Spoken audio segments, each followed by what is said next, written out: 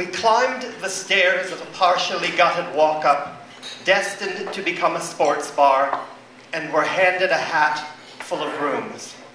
I deftly pulled a small strip of paper from the pile and unfolded a crumpled bit. It read, "Toilet." And we laughed until they cried, somehow knowing we would take that dilapidated lavatory and lovingly desecrate the name of God with 3-ply tissue, exploding bulrushes, and torn old Bibles. Dragging our sorry asses up and down those stairs, storing baskets of leaves, brown swaddled baby dolls, burlap-bound stacks of testaments old and new from Sally Ann. Arms stiff with blasphemy and the roaring flames of your putrid hot-knifed sky-high bi-curious passion, rising, then wilting between your pimpled thighs, soaring sullenly into my pulmonary parts like some little arrow with my name burned in the 1st degree into heavy breathing patterns, in and out, and in and out, and here we go milling round the bush of fine brown pubic hair, gasping and sighing, awed by the sheer, unwarranted beauty of your curly-plated scrotum burning its own brazen, godless image into hearts and lungs. External pouches, muscles burning, burning, burning, with the sharp, unbearable pain of stinking flesh and bone as it gushes into putted gutters of rank, herpetic stewed and broken, postulating hearts. Pulmonates, land, snails, slugs, freshwater, clam-like, decidedly non-delicacies with mollusks functioning as a lung, remind me of the many ways in which you breathed so softly in and out, with faintly macho oohs and ahs, the odd girlish shriek as I rammed that small angelic butt plug up your, what you named in soft Pornish whispers, mutters, sighs, my virgin lily white. The only lily in your butt bouquet resides in your sullied liver, you blue-balled bad boy, baby, my rockabye bad boy. I humiliate myself in doggerel inspired by drunken Minowi whiners. My ass, your virgin ass, I cry as if you don't count the times your ex-wife refused to shaft you with the huge ribbed black dildo you bought at the local porn shop and put in her stocking during your first Christmas as man and wife, and that she mistakenly opened in front of her holiday Tupperware party guests, thinking that it was a tennis bracelet. Some fucking condiment tray that must have been. So there you went, sheepish and heavy-hearted, up to the garage in a light snow and drank a flask of lemon gin, followed by a half-liter of Mandarin vodka and a vintage 455 RPM copy of Crocodile Rock, melted in the back window of your motorless MG, and then you fucked yourself silly under the chassis with the rubberized end of a favored broom, clasped skillfully between your ankles, loving your little pink hole in a way only a small, manual, domesticated carpenter's tool can. Like Jesus when he tried to explain to Mary Magdalene that he couldn't take her home to meet his virgin mother since her house was too immaculate for the likes of some market-going, manger-baiting sister son of a Lord-loving, bocce-playing tomboy. God loved her, and so do I.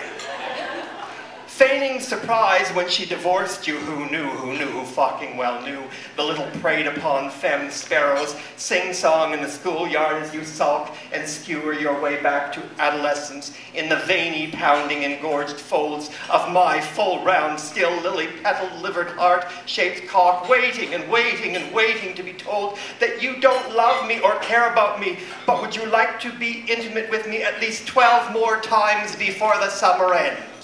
Before the summer ends, before the summer ends, before the fucking summer ends. Just 12 more times before the fucking summer ends, that's all I ask of you. You straight white anus-loving whore boy that I love and love and love and love and love until the cows come home to lap the dicks of farm-bred fellas hell-bent on having their way with hired help, woodland creatures, and the grand proscenium villainous lithe prismatic arch of their own hairy asshole. And there we were finally, airing like pampered nomads into hand-picked washrooms culled from millinery mishaps with our giant wooden cross bound by yellow caution tape and hung with hoary bags of Gideon's balls. I calmly straighten the hem of my polka dot mall slut miniskirt as you anxiously tug at the drawstring of that second-hand purple Speedo from St. Vincent de Paul, complaining that your crown of thorns needs dandelions for color.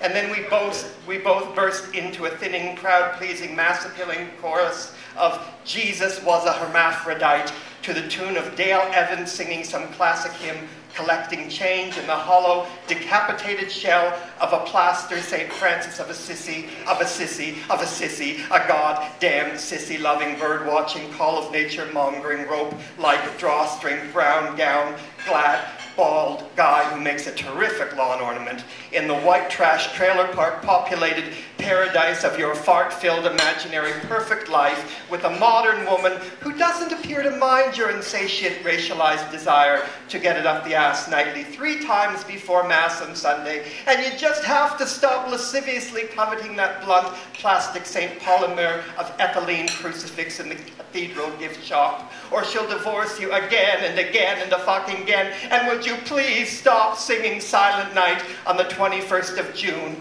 as we gaze flat on our cracks at the mini golf moon, anticipating solstice. I lie impatiently awaiting your hand on my thigh, your sun on my celestial equator, your lips on my ecliptic southernmost point, your putter in my hole-in-one, and only your anus around me, every part of you enmeshed in the lionized skin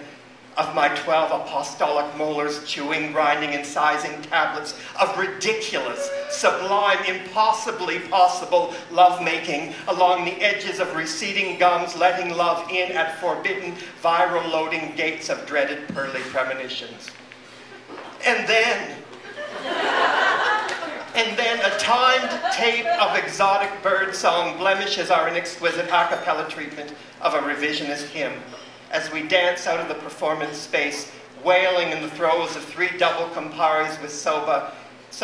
in the only bar below, and you laugh and smile and tell me our affair is over, then throw up on the patio into St. Frankie's hollow little squirrel-loving, fragile Formica-like soul, and I call out again and again and again and a fucking again.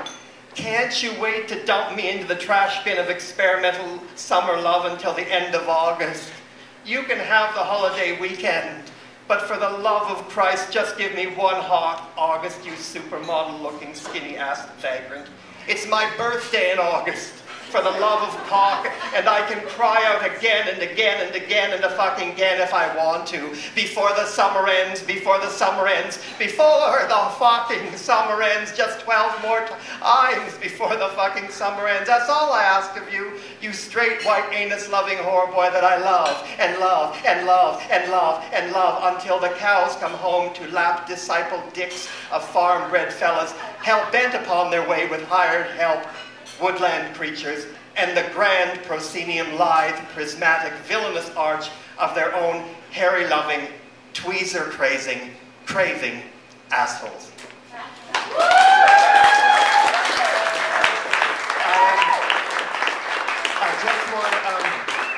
I'm sorry, I just became aware of the new party